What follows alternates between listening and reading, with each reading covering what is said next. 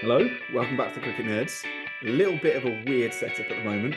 It's me and Zach. We are currently without any microphones, so sorry in advance for the audio, but we are back. We are talking about the last 5 IPL games, so a lot to digest. We're not going to go into like super detail, like running through scorecards and stuff, because you've probably already seen all the scorecards. And also, we're just going to take a higher level look at it, just a general health check of each team, I guess, based on the games, based on where they are in the table. We've got all that information on here, so we should be able to have a good chat. So first things first, should we go in reverse chronological order? Because we've just seen Sunrisers versus the Chennai Super Kings, which was a bit of a low-scoring thriller. I mean, it was pretty easy for Sunrisers. I guess it wasn't that thrilling. But CSK seem to be falling off the wagon a touch, don't they? Yeah, they've lost the last couple. Well, they lost to DC and now they've lost to Sunrisers, who we at the start of the tournament wouldn't have said they were the strongest teams going. And we've seen DC get absolutely hammered in their next game, which we're going to be talking about. But I reckon that Sunrisers, in terms of their batting, they seem to have a very settled batting lineup. I know they brought in Nitish Kumar already for this game, but yeah, they're really settled on their top five, and they've got some really powerful players in there. I mean, Travis Head, for one, he's a really good player to have at the top of the order. We know about Heinrich Klaassen and what he can do, and Aidan Markram seems to just fill that sort of anchor role. But then players like Abhishek Sharma, I mean, he looked really impressive today. Yeah. For sure. And it just they seem to have the ability to. Well, we've seen them already hit the highest score ever in the IPL. They seem to be able to comfortably chase down any score, and it's just a case of how are their bowlers going to stand up to it? Because today I thought they bowled really well against Chennai Super Kings. What did you think? Yeah, I think they bowled to a plan. They adapted really well to what they thought the pitch would be doing, which was fortunately it just kind of fell perfectly into how Pat Cummins bowls, which was on a decent length with a test match line. And that was pretty perfect for this pitch. So it meant that the others around him could do that. And the only person that it didn't look that good as a seamer was Natarajan. And that's because naturally I don't think he does that back of a length ball in a test match line. That's not something he ever really goes to. Whereas Jadavan Adkat, Bhuvneshwar Kumar, Pat Cummins, they're all kind of test match bowlers. Natarajan's more nose and toes. Yeah. So he got a bit of tap, and then the spinners weren't very effective at all. But overall, I thought they looked very confident in what their plan was, and it was working, and they stuck to it. Yeah. Chennai, on the other hand, didn't really look like they had that much of a plan. No. They were a bit all over the shop, and they've got a bowling attack that when it's on, it's like, wow, they're really good. But when it's off, you're like, that makes sense. Yeah, they just seem to be missing something in the pace department. I mean, they've made 3 changes this game. They brought in Mukesh Chowdhury as the impact player as well. And yeah, just there's something missing. I mean, when we saw how well Mustafizur Rahman bowled in that first game against RCB, he bowled quite well in the second game. He's injured, isn't he, at the moment? Or He he's must be carrying injured. I something think 'cause he thinks he Pathirana's might the play. same, and they were the two best bowlers, weren't they? And I didn't know. I just feel like maybe someone like Sharad Thakur, who's played for Chennai before, he's been brought back for them. He offers a bit toward the end as well with the bat.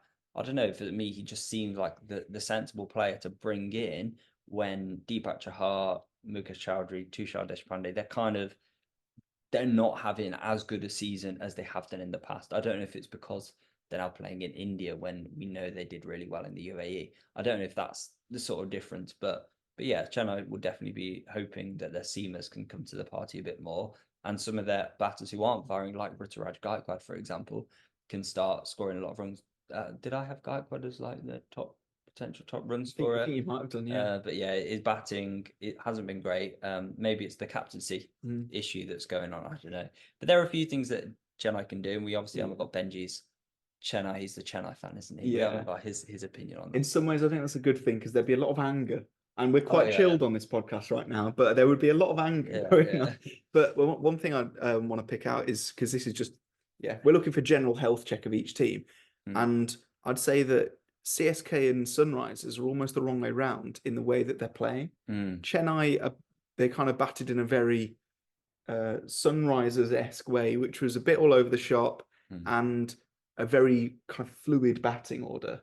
With one standout player, which was Shivam Dubey, who has been really good. India kind of like looming. Yeah. I think India call up for the World Cup is potentially on the cards. But yeah, like they played Moeen Ali, didn't even bat him, which seems really weird to me. Like, why play him? Yeah. And yeah, like the batting orders all over the place. Daryl Mitchell coming in at 6. Yeah. Ravi Jadeja coming in at 5. It's weird. And then Sunrisers, on the other hand, it's like everybody knows when they're coming in and they've got that role definition and clarity. Yeah. That's the CSK thing. That's how CSK have won 5 IPLs. They are almost the boring team in the way that they are so planned and meticulous in the way they do things. So it was weird seeing CSK go away from their kind of model. Yeah, I think before we move on, it's important to highlight Pat Cummins because he's obviously doing very well as Sunrisers captain. He's done well for Australia as captain. So it's good that he fits that role. And for me, he's like one of the only overseas players who's actually done quite well this tournament consistently. And that's a massive plus for Sunrisers going forward. So yeah, do we think about Gujarat, Punjab? Well, let's absolutely think You're about very it. happy about that, aren't you? Because Yeah, all the signs are pointed towards Gujarat winning that game until Punjab just kept going, and then Shashak Singh, the famous accident at the auction, then comes out and wins the game for you. It was lovely. Yeah, like I think Punjab Gujarated Gujarat. Yeah. With, because can you remember, cast your mind back to a harrowing day. There was Odean Smith bowling the last over. Oh, yeah. He needs to defend, I think it was like 18 off the last 4 or something, or 12 off the last 13 off the last 3. Either way, there was overthrows, and Rahul Tewatia, who just previously hadn't done a whole lot. He obviously won an amazing game against Rajasthan before, but he was still very underrated. He then just came in with this cameo and beat Punjab. You still feel it now, I don't know it. I really do. But Gujarat, they are a team that constantly comes back from behind and they win the really fine margin games. Yeah. So for Punjab to do that to Gujarat was really good. Punjab didn't play especially well. So they bowled pretty poorly. Yeah. Bowling as a whole has been very disappointing from Punjab. And if we're doing a health check, which we are, I'm going to say that that bowling's obese. It's not healthy. No. Something's going wrong with it. Yeah. When Rabada, Harsha Patel are both going at 11s and over, something's not right. Like things aren't going well. Harsha Patel is still being used as a death bowler, and I hate it. He is so effective in those middle overs. Like he's actually doing a really good job in the middle overs, and then we bowl him at the death, and he goes for like loads in the last over. It happens every time. Learn from your mistakes, Shikhar.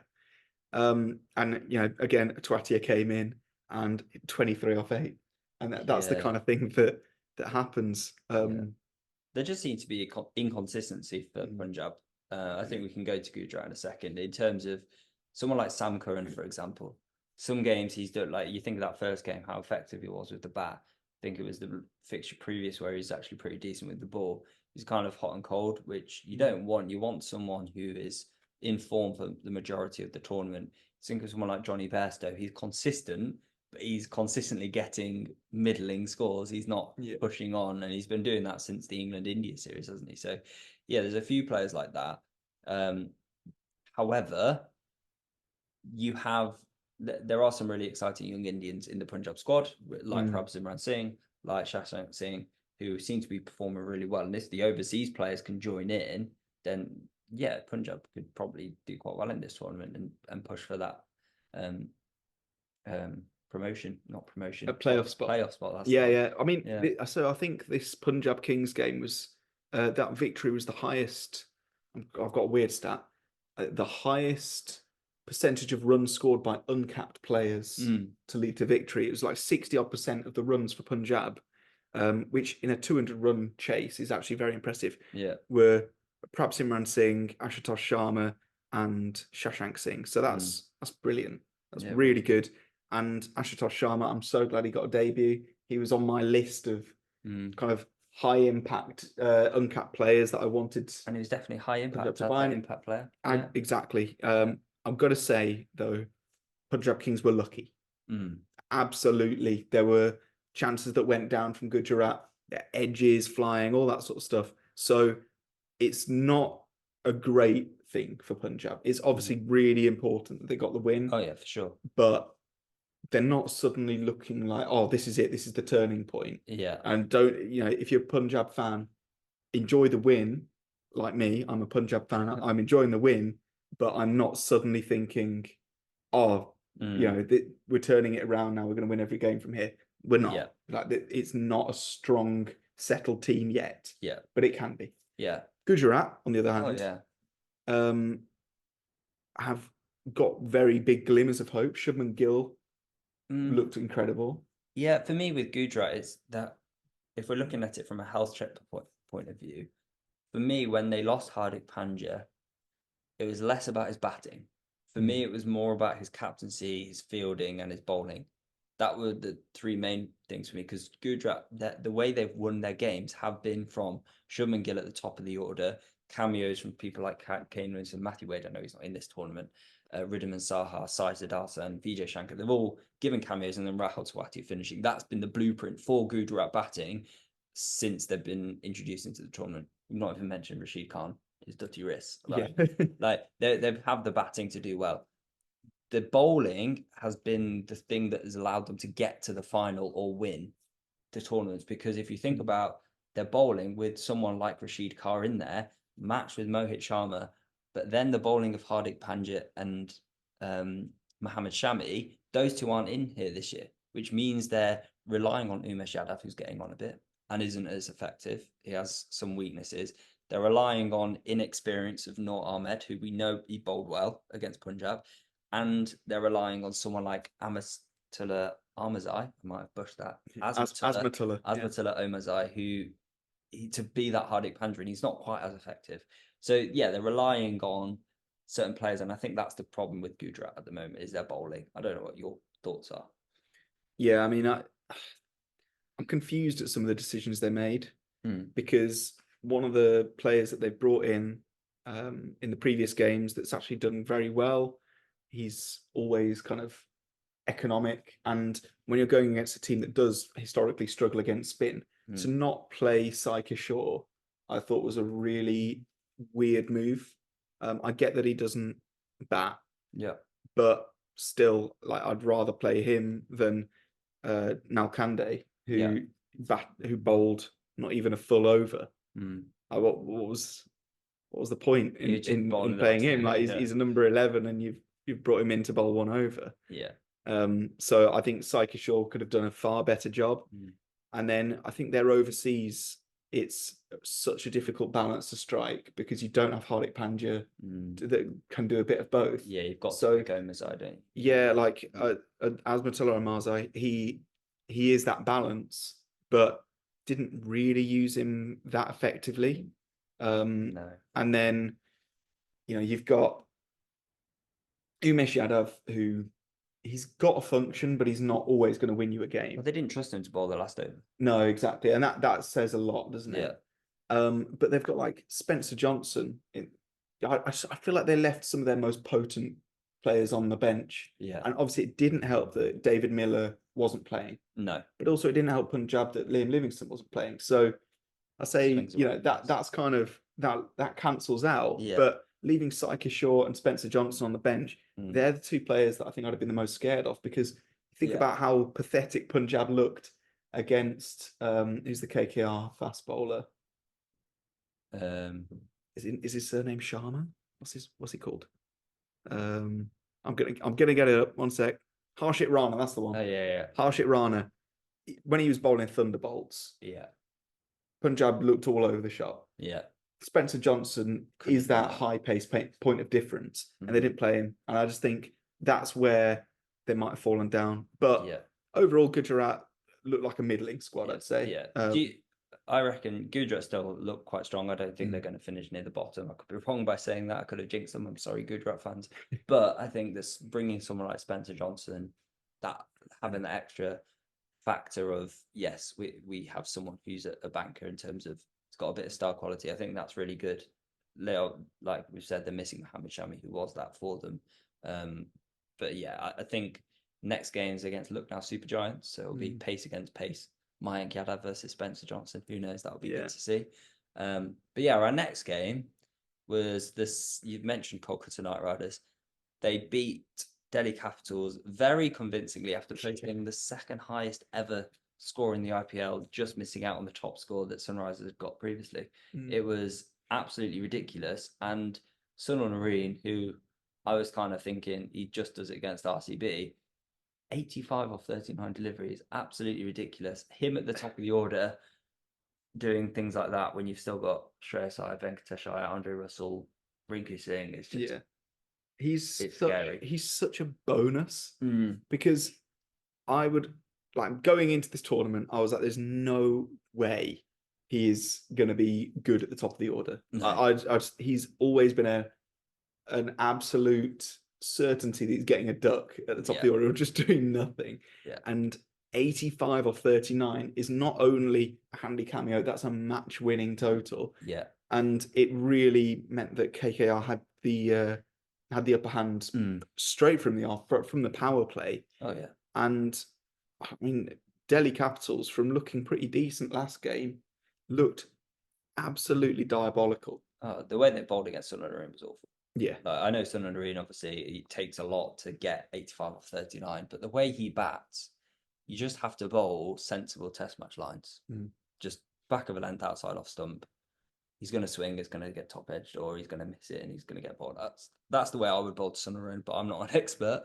I'm not a bowler even, but yeah, I just think people are missing a trick. They're overthinking bowling against Sunil Narine, but realistically, you look at that score of 272 and you think, oh, it's down to the big boys, and it kind of was. Andre Russell and Rinku Singh played very well, but Ankrish Raghavanshi, is that how you pronounce it? Honestly, I'd never ever in my whole life heard of him before this game. He just played an absolute blinder. He's 18, and I think that was his 9th ever match.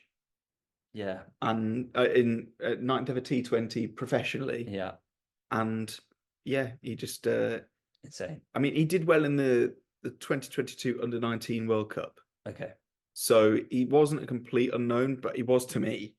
And just what talent that was. That was the thing I've really liked about KKR, for talking about health checks, the reason they're top of the table, the reason they're looking so good, is that when they are given an inch, they take a mile. They put the hammer down. They really, really force their intent on the bowlers, and they don't let up ever. And it means that it could be a crash and burn thing at some point. But when they actually get a decent start, they put on a stupid total like 272. And DC had nothing. I mean, the only highlight for me from the bowling was when Ishant Sharma bowled Andre Russell, and he basically like tripped him up with a Yorker, and it looked cool. But at that point, the match was done. And I don't even think it's worth talking about the way Delhi batted, because wasn't a whole lot that happened apart from Rishabh Pant looked pretty good. Tristan Stubbs looked all right. But I think looking at Delhi's batting, it's not actually that bad, given that I know they were absolutely hammered this game. But overall, when you think about the players they've all performed at different parts. So I know Rishabh Pant and Tristan Stubbs played very well to make their 50s, and they were almost pushing for a victory at one stage. But then David Warner, he's done pretty well this tournament. Prithvi Shaw seemed okay when he came back last game. Mitchell Marsh has looked promising. Abhishek Parel had a pretty decent outing the first time. So they've all got the ability to post decent scores and to chase down decent scores. And I think the batting for us with Delhi was the problem to start with, but now it's looking like the bowling is the weak point. But And so that would be my overall health check for Yeah. Delhi. I mean, Again, it I'm was a good struggling to pitch. see them finish higher in than the bottom three. Yeah, it was obviously a ridiculously good pitch, an Yeah. absolute road again. Yeah. And while Delhi, obviously, they were just forced to bat like it was the final 5 overs the whole time, and that meant that it was effectively death bowling for KKR. Yeah. They performed really well. Vaibhav Arora, an ex-Punjab player, someone that I rate quite highly, he bowled really well. Varun Chakravarti actually kind of found a little bit of form, which is nice to see. And Mitchell Stark actually showed a little bit of usefulness. Yeah. But overall, absolute story of the day and story of KKR at the moment isn't Sunil Narayan. As long as he keeps going on, like they'll win the tournament. Yeah. It's simple as that. Yeah, If he can carry on opening in the same way, then there is nothing to stop them. It was so impressive. Yeah. Right, next one. We don't have much to say about this one. Yeah, RCB versus Lucknow. It was not the greatest performance from RCB, really. No, not really. I mean, every time I see Quinton de Kock come out to bat at the top of the order, whoever team's playing them, whether it's RCB or whoever, I'm like, if you're going to stop Quinton de Kock scoring runs, you've got to bowl well at the top, because if he gets going, he can make big scores, and you've got to get him early. And RCB didn't do that. They didn't bowl that well against him. I mean, looking at the Lucknow, let's look at Lucknow Super Giants first. I guess they've got some decent players in there. But there's no one other than Quinton de Kock and Nick Pooran. There's no one in that team who could probably score you a massive score in quick time. Like Stoinis likes to take his time. Padikal, we know he likes to take his time. Rahul, we know if he bats the whole innings, he'll probably make 80. Like they've not got anyone who is a standout big hitter. So for them to score 180, I thought that was about par, maybe even below par at the Chinnaswamy Stadium on a pitch that looked okay at times. Yeah. And so I think for Lucknow, if they're going to do well in this tournament, they're going to need to rely on their bowling, which you bring someone like Mayank Yadav in. If he can bowl like that all tournament, he'll finish top wicket taker. Yeah, for sure. I mean, he's just quick, isn't he? Don't know if you wanted to talk about the Lucknow bowling. Yeah, absolutely. So I think Lucknow bowling was accurate, and they stuck to a plan. Mayank Yadav, he came out of nowhere and was, absolutely rapid, wasn't he? He's still really young, and he's just bowling like an absolute machine. He was the person I was thinking of, not Harshit Rana, I think, earlier. Yeah, but that's by the by. Yeah, Harshit Rana we've also moved on quite from quickly. there. Yeah, he did. But Mayank Yadav, absolute thunderbolts, and he just the difference between him and some of the other fast bowlers that have bowled pretty well in some games, like Mark Wood or Umran Malik, is that he was accurate. Yeah, he was hitting the right spots, and he was bowling intelligently. He was really, really. He'd obviously done his research on who he was going against, and it meant that players just couldn't get away, and RCB looked really average. Because I mean, the difference in quality between RCB's batters and Lucknow's batters, I don't think there's a huge gulf. No. I think Padikal is being batted out of position, so he's not going to perform well. He needs to open, otherwise just don't bother. Pooran's in good form. Quinton de Kock looked all right, but it wasn't fast. No. So it wasn't the best bowling performance at all from RCB, but they weren't completely out of it by any stretch. No. RCB, Kohli's in great form, and it was a shame for RCB that he went out as early as he did. The Faf wicket was a nightmare. It was a terrible run and a really good run out. And then from that point, it was just, I don't even know. I mean, it was Yadav, but there was a real lack of intent from against the other bowlers, because we've seen what Mayank Yadav did against Punjab. He'd absolutely tore through them. He made them look embarrassed, and they in the end just kind of like Shikadam would say, I'll just leave him. Yeah. And that's almost what RCB were getting to the point of doing. They were just like, right, we'll block him, we'll see him out.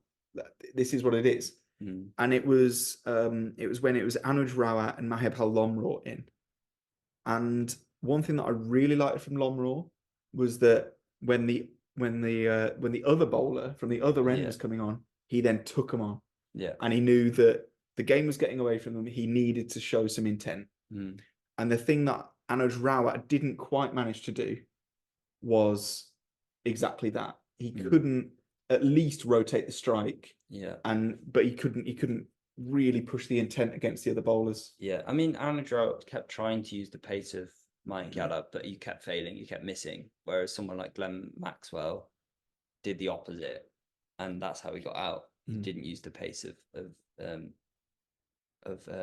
forgot his name already. Mayank. But I do think that someone like Rajat Patidar, he kind of was able to rotate the strike, and he rotated back to Anuj Rawat, and then Anuj Rawat failed to then give him the strike back and rotate the strike, and that was an issue throughout the middle. But looking at the RCB team, I mean, I feel like there are weaknesses in their overseas batting, which should be their strong point. Because Faf du Plessis, Glenn Maxwell, and Cameron Green, they're the three batsmen who you think they would add a lot to that RCB squad, but they're struggling for form, they're struggling to score runs, which is making the other weaknesses, such as the death bowling and the spin bowling, look worse, because it's almost like, well, we need them to perform better. I mean, Mayank Dagar and what's he called? Khan Sharma. Like, I feel like Khan Sharma can do a job. Mayank Dagar's doing a job, but it's looking worse because the batters aren't firing and they've not got as many runs to play with, and that's an issue. I feel like someone like Dinesh Karthik, he seems to be batting well. Lomraw seems to be batting well. Patidar seems to be getting back to form, and obviously Virat Kohli's in form. But we need someone else in there in the top five to actually push on and score big and score quickly, and that's not happening at the moment. 2 words, all right? Yeah. 2 first names, Will and Jack. Yeah.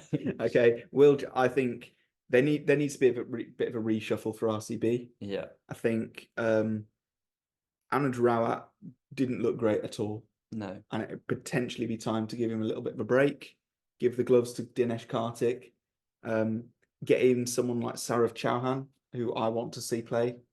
I'd like to see Will Jacks come in for Cameron Green. I'd like to see Will Jacks play. I don't think that Cameron Green has had quite the effect that RCB wanted him to have. No. I think that he could actually do a job with the spin, because he's quite a different bowler to Glenn Maxwell even. Yeah. And even though both of them take the ball away from the left-hander, Maxwell is he's more darts. Whereas Will Jacks is willing to kind of toss it up a bit, which actually it means that he can take wickets of right-handers as well, because he can tempt them in, do them with flight and dip. Yeah. So I think that's the call. Personally, I think that a change needs to happen. But it's always going to be difficult when the bowling isn't consistent. Like, you kind of look at all the bowlers there in the scorecard, and they're not quite. None of them are performing at the same level. They're all over the shop. Like Glenn Maxwell, he performed really well this game. So did Yash Dayal. And then I thought Reece Topley actually did a really good job. Yeah, he looks good. I prefer him to Alzarri. Infinitely better option. But then the others looked terrible. Like Mohammad Siraj, he looked awful. Cameron Green looked useless. And Mayank Dagar got taken apart. Yeah. But I'd say stick with Dagar. He actually looks decent. I'd say Siraj. I'd bring in Vijay Kumar Vajak. Siraj just seems to have just no change-up. He doesn't seem... His change-up is a bouncer, which is at pace. There's no good look bouncer or whatever. Yeah, it just seems... Yeah, but I think RCB have the tools to be a good side and to challenge for the playoffs. I mean, like, I know I'm going to be biased, aren't I, because I'm an RCB fan, but I do feel like they've got the tools to challenge. It's just a case of, can the batsmen perform, and can they get the right balance with their bowling to actually do that? But a team that's really strictly is Mumbai. They lost again to Rajasthan Royals. They put on the worst batting performance I've seen all IPL, scoring 125 for 9. And that top 5 of Indians that we thought would do quite well. I know obviously they didn't have all 5 Indians that we said at the start of the tournament, but those Indian players just seem to be struggling at the moment. I mean, Ishan Kishan hasn't hit a good score yet. Rohit Sharma has looked pretty awful, like as bad as he did when he had the captaincy. Yeah. Namandir's had one good performance. Tilak Varma's been okay, but not really pushed on. There's no one, like they've got some really exciting players in there. And I know there's news about Surya Kumar Yadav coming back in. Is that going to make a big difference? Who knows? We're yet to find out. But yeah, they're just missing someone being a really star player in that top 5 at the moment who's going to score them loads of runs. But yeah, it just doesn't look promising for Mumbai at this point in time. For a team that was in such a stupidly strong position at the start of the auction, to then be fielding the team they are, where you've got Piyush Chawla coming in ahead of Tim David, and you're playing Quena Mafaka, who is what 17 or something. Yeah, it's like the planning has obviously just taken an absolute nosedive. Yeah. And it was an embarrassing performance. And you have to kind of almost consign that to being an outlier, because it was an absolute howler. And it's not every day that you're going to have that. No. But yeah, to see the kind of lack of planning involved in that side that we saw against Rajasthan was really weird, to say they were in such a strong position. One thing I think the most interesting factor though with Mumbai is the whole Hardik Pandya captaincy getting booed thing, which is really weird. Don't know if there's some like extra layers that we don't quite understand or get from this side of, you know, because we're obviously removed from India, the country and stuff. So I don't know if there's another side to that. And if you know anything about that, please leave it in the comments, because it's interesting. But the fact that he's getting booed is not going to help Mumbai at all. No. And I don't know if Mumbai's supporters realise this. Yeah, but team morale is down. Yeah, like you're never going to win games, especially at home, if it feels like an away side. Because it does affect it. It does affect players, particularly somebody like Hardik Pandya, who was used to being supported and adored, especially in Ahmedabad. And I know people might say, well, he shouldn't have moved then. But I'm telling you right now, whoever you are, if you got paid as much as Hardik Pandya did for that move, you'd go. That wasn't his choice. I'm pretty sure that wouldn't have been his choice. That would have been his choice. I don't think he'll have objected to it. Oh, no. I think he'll have been more than happy with it. But still, it's not going to help things. No. But yeah, Mumbai all over the shop look terrible. On the other hand, Rajasthan look strong. Yeah. Trent Bolt, when he's on, is like one of the best bowlers in the world. And then excuse me, Nandre Berger, Avesh Khan, Yuzvendra Chahal, Ravi Ashwin. Those 5, that's an incredible lineup. And when they perform, which they did, it's like, well, how's any other team got a chance? Yeah. I'd say the only kind of worry for Rajasthan is the form of Jos Buttler.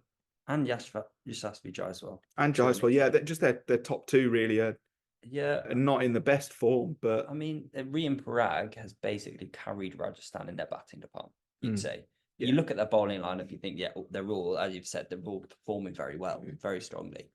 But you look at that batting lineup and you think they need other people to perform, because if they just rely on Rian Parag to win them the 3 games that he has, then they're going to struggle. If Jos Buttler and Jaiswal continue the bad form they're in, and then they get Rian Parag, and then another team gets Rian Parag early, then it's like, well, who else is going to score the runs? Because Sanju Samson did really well in the first match, as he does every season. He's a really good first couple of games and then falls off. But yeah, so Sanju Samson's one. He needs to perform more consistently. And then Dhruv Jurel, can he come in and score a big score? Shimron Hetmar, same thing. I don't know. But yeah, they can't just rely on Rian Parag. That's my only thing. But other than that, yeah, they do look like they're in a very strong position. I think Rian Parag is going to have the season of his life. I think this is really his breakout season. And Rajasthan sitting pretty toward the top. I just hope they lose against RCB tomorrow. Yeah. More so to make the competition exciting. Oh yeah, I'm sure that's the only reason. Yeah, of course. No. Right. That's where we're going to leave it. I hope you enjoyed our IPL health check. I hope you found it interesting, and I hope you consider subscribing, liking, and leaving your opinions in the comments down below. We read them all, so we do find it really interesting. We will be giving you more IPL content as the tournament goes on, so stick around. Consider becoming a member. It's the best way to support the channel, and you get exclusive content. And we'll see you next time. Goodbye.